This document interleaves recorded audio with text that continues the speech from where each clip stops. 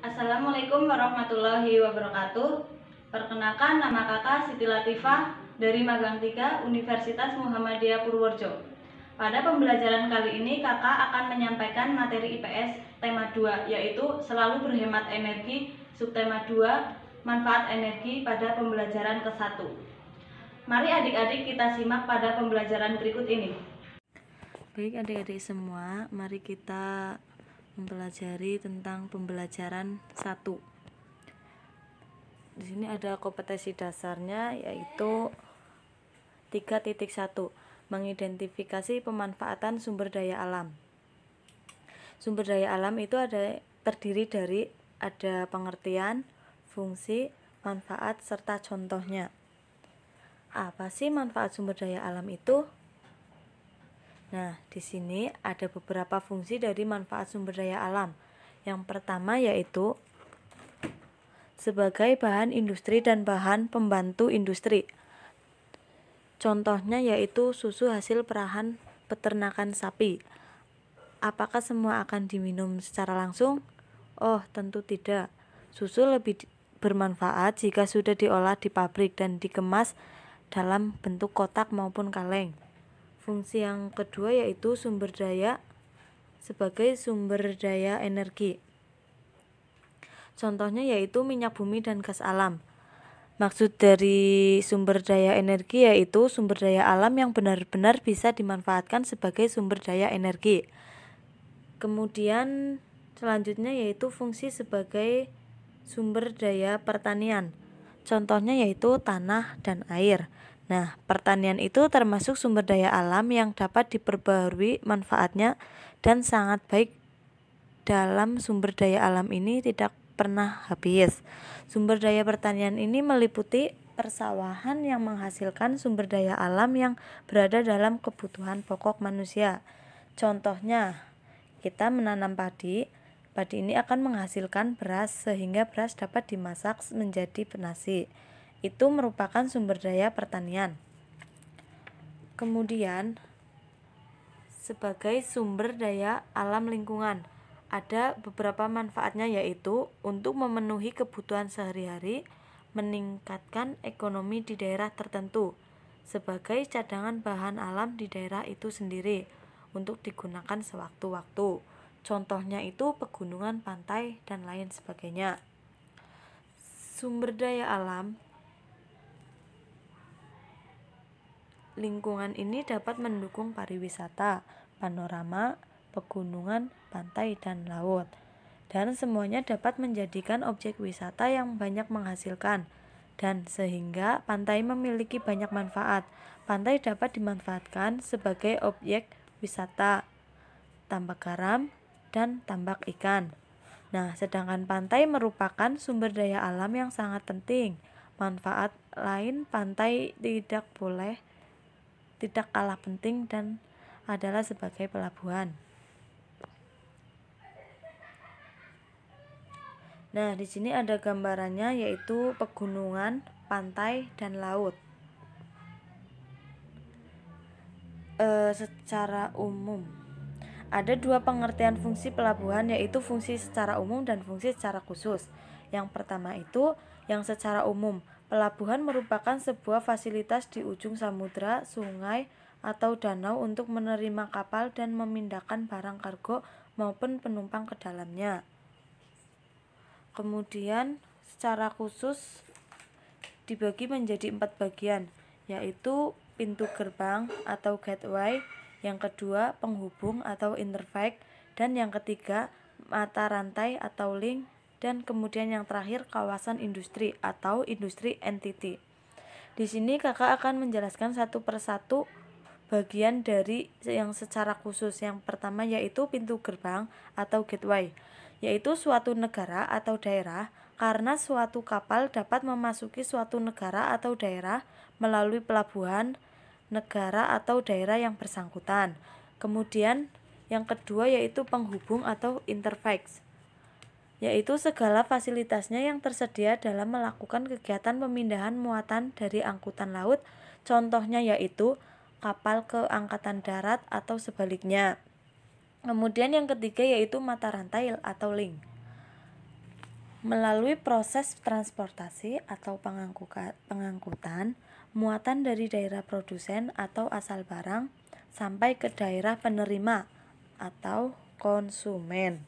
Kemudian yang terakhir yaitu kawasan industri atau industri entity yang merupakan lingkungan kerja yang bersifat dinamis. Maka penyediaan sebagai fasilitas pelabuhan perlu dikembangkan, termasuk fasilitas untuk industri. Salah satu di sini kakak mempunyai salah satu contohnya yaitu Pelabuhan Muncar. Jadi Pelabuhan Muncar ini berada di daerah Banyuwangi, yaitu Jawa Timur. Pelabuhan Muncar ini merupakan pelabuhan terbesar di Jawa, tempat para nelayan melabuhkan perahu-perahunya dan menjual hasil tangkapannya di Indonesia. Melalui pelabuhan ini hanya bisa dikalahkan oleh pelabuhan ikan Siapi-api, yaitu di daerah Riau. Pelabuhan Muncar ini dibangun karena Banyuwangi memiliki potensi ikan yang sangat besar. Kemudian Indonesia memiliki sumber daya alam yang bermanfaat baik untuk kesehatan, yaitu bahan pangan sandang maupun papan. Di sini ada beberapa pemanfaatan sumber daya alam, yaitu ada dua. Yang pertama yaitu pemanfaatan sumber daya alam hayati, dan yang kedua pemanfaatan sumber daya alam nabati. Nah, pemanfaatan sumber daya alam hayati merupakan sumber daya alam yang dapat diperbarui, tetapi pelestariannya tergantung kepada manusia. Dan memanfaatkan sumber daya alam hayati ini terdapat dua pilihan, yaitu mengambil hasil dengan memikirkan kelestariannya atau mengambil hasil sebaiknya mungkin tanpa memikirkan kelestariannya. Dalam pemanfaatannya, manusia harus memperhatikan kelestarian sumber daya alam hayati agar tetap terjaga keseimbangannya. Kemudian pemanfaatan yang kedua yaitu pemanfaatan sumber daya alam nabati. Di sini ada beberapa jenis tanaman, yaitu sebagai tanaman yang dimanfaatkan di Indonesia antara lain sebagai berikut. Yang pertama yaitu jenis tanaman yang dimanfaatkan sebagai sumber karbohidrat. Contohnya yaitu padi, jagung, dan ubi kayu. Sedangkan tanaman yang dimanfaatkan sebagai sumber lemak yaitu contohnya ada kelapa sawit, dan kacang-kacangan, itu termasuk kacang tanah. Itu termasuk sumber lemak juga kalau kacang tanah. Kemudian jenis yang kedua itu jenis tanaman yang dimanfaatkan sebagai sumber sandang. Contohnya yaitu kapas, serat sisal, daun serat.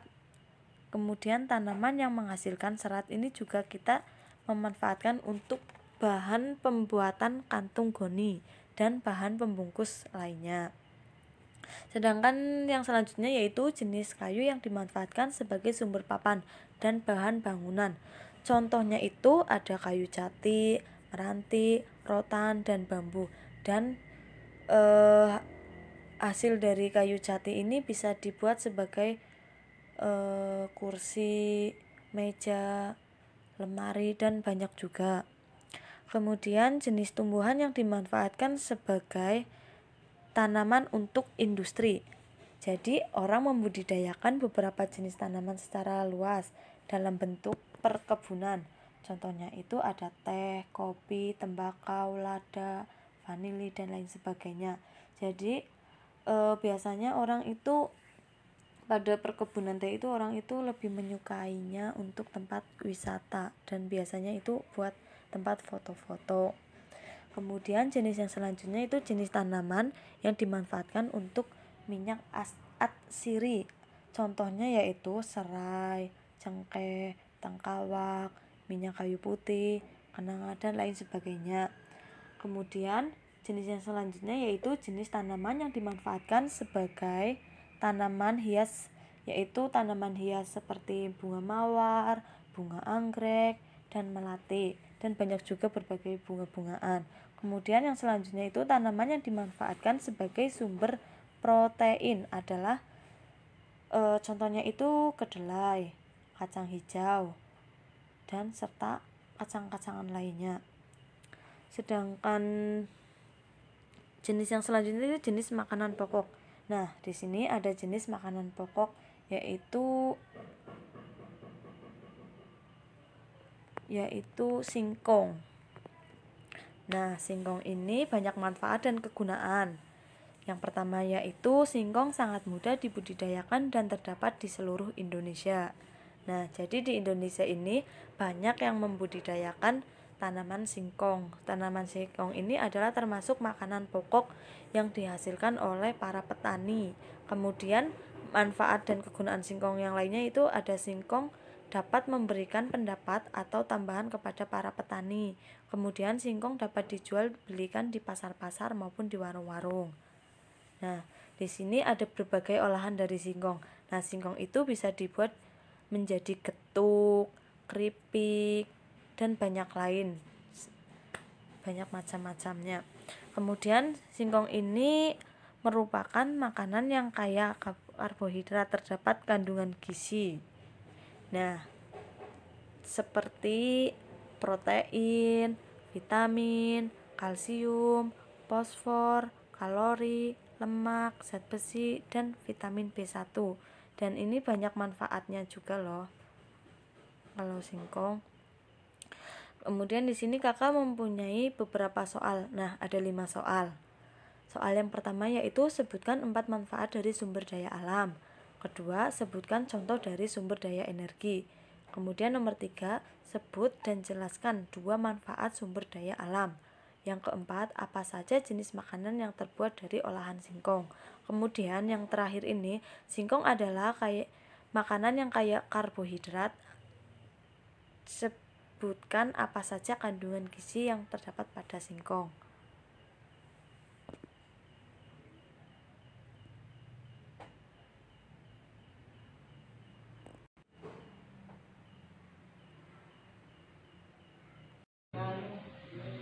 Baik, itu tadi pembelajaran kita kali ini. Semoga apa yang kakak sampaikan pada pembelajaran kali ini semoga bermanfaat. Terima kasih. Wassalamualaikum warahmatullahi wabarakatuh.